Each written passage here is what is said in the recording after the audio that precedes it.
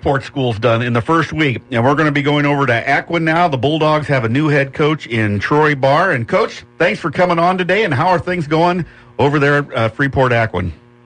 You bet. Good morning, Dave and Matt. I appreciate you having me on. They're going well.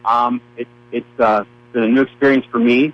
I've been around for a little bit, but the head coach job's definitely a different experience. It's been a great one so far. The kids are great, but just kind of facing the reality that it's here this Monday already. So, well, you take over, and of course they lost a bunch of players from last year that were pretty good players, especially when you look at an Aiden Chang. Is that kind of look at the timing and say, boy, if I just could have been here maybe a year earlier and got to be the head coach for him for a year. Yeah, absolutely. Aiden was a great kid. I was actually lucky to have him as a fresh soft player. He's been fun to watch these years. He's had a lot of great kids around him, and he's really developed. The good thing is he really helped develop the skill players that we do have coming back. So it's been a nice piece to watch going forward. These kids are coming up from the young age as fresh soft players that I've seen, and then developing into varsity players. And Aiden certainly was a big piece of that, but he really had a lot of good skill players around him. We've talked to a couple of coaches today that lost some great players. We talked to the Freeport coach, Coach Wickman, they lost Steve McShane.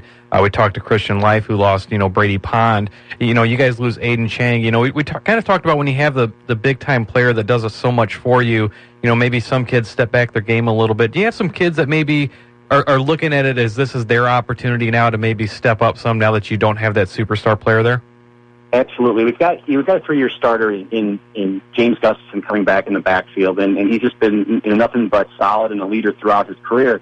I really look for him to step up, as well as senior Josh Bisker at the receiver side.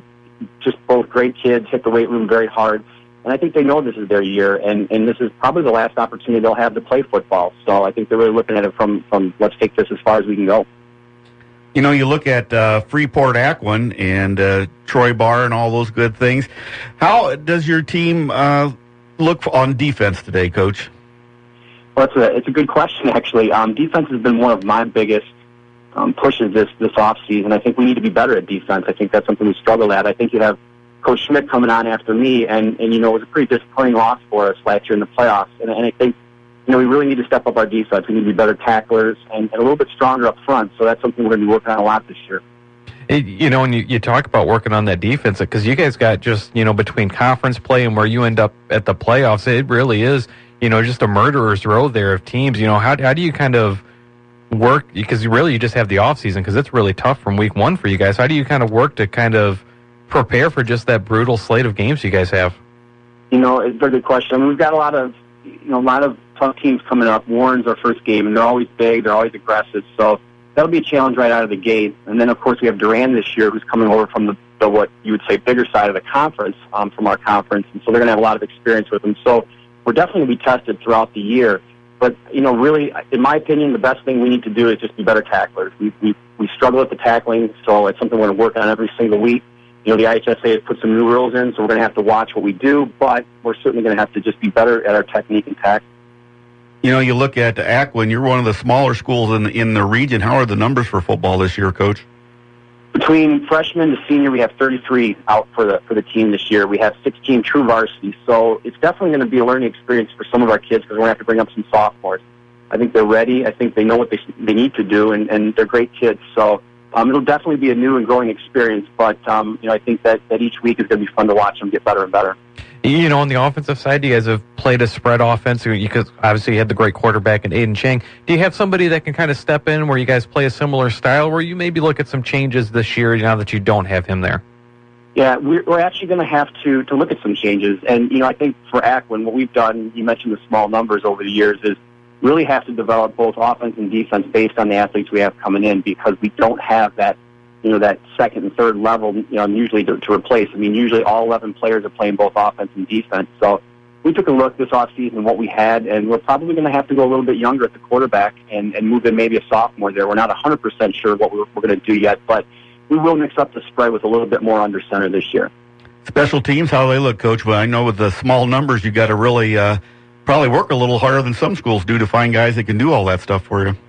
Yeah, we've done special teams quite a bit this summer, because I think, again, that's a point that we struggled at a little bit last year. And so I think with our speed and our skill players, our special teams are going to be okay. I think, again, if we can tackle better on the kickoffs, I think we're going to be okay. But, regarding, up front, it's going to be a little bit tough on the punts and punt returns, but the kids have really put in the work this summer, and I think they're ready. We're getting into the practice season now. You got a few weeks before you get to game one. What's going to be the big focus, I guess? I'm sure there's going to be multiple focuses, but what's one of the big things going into as you start practice here that you want to see from the team? I'd like to see them understand the defensive scheme and what we want to do. We want to be a little bit stronger up front, and our linebackers are going to be relatively new and young. So probably the key for me and the key for the team is how our linebackers are going to play. Are they going to be able to read, like you had mentioned earlier, it's a very aggressive conference, and basically they like to run at you. Pretty much most teams like to run at you. There'll be a few that'll pass the ball, but I think if our linebackers have really strong play up the middle, I think we'll be fine on the outsides. We have a lot of skilled players, a lot of great defensive backs that can play pretty good coverage, but, I think, again, if we can stop the run up the middle, I think we're going to be okay, and I want to see the kids be able to focus on that a little bit more in the beginning of the season. Before I let you go, Coach, last year, a pretty emotional year for Aquin. You had the young man that was going through all the cancer treatments and stuff like that. That does build a good spirit within a small school like that, and also the team, and it turned out to be a good thing for him, and I know he's doing a lot better, so that has to be something you can build on as well, doesn't it? Absolutely. Dominic is a great kid, and I've seen him since his freshman year, and it was fun to watch him grow and develop. It is something that brings the kids together, not only that senior class, but to your point, Aquin's a small school. We've got 33 kids, and so everybody knows everybody, and you know what you're going through on a day-to-day basis, and so it really helped the younger kids grow up a little bit as well. We actually have his little cousin on the team as a freshman this year, so that the Michael tradition continues a little bit. So it'll be fun to watch the kids carry that over into this year and into the first game of the season. As you guys look at your conference slate real quick, who are some of the teams you look at that are probably going to be some of the contenders there for the conference? Again, always I think Stockton, and that goes back to my days as a player. Stockton is always a strong program. They're a great program. They're traditional, and they know what they need to do to win. This year, we're going to have a challenge right away with Warren in week one. Again, they're big, and they're going to come out with an aggressive style. I think they've got a new coach as well, so it's hard to determine what they're going to do. I think another strong contender is Polo. Again, they've built their program over the last few years to be an extremely strong one. But, all in all, I think each week's going to be a challenge. Duran's coming over from our side, and of course, we always have the crossover games with the bigger school, and ours is South Beloit this year. So, I guess if you really look at it from, the top tier, I think it's Polo and Stockton right up there.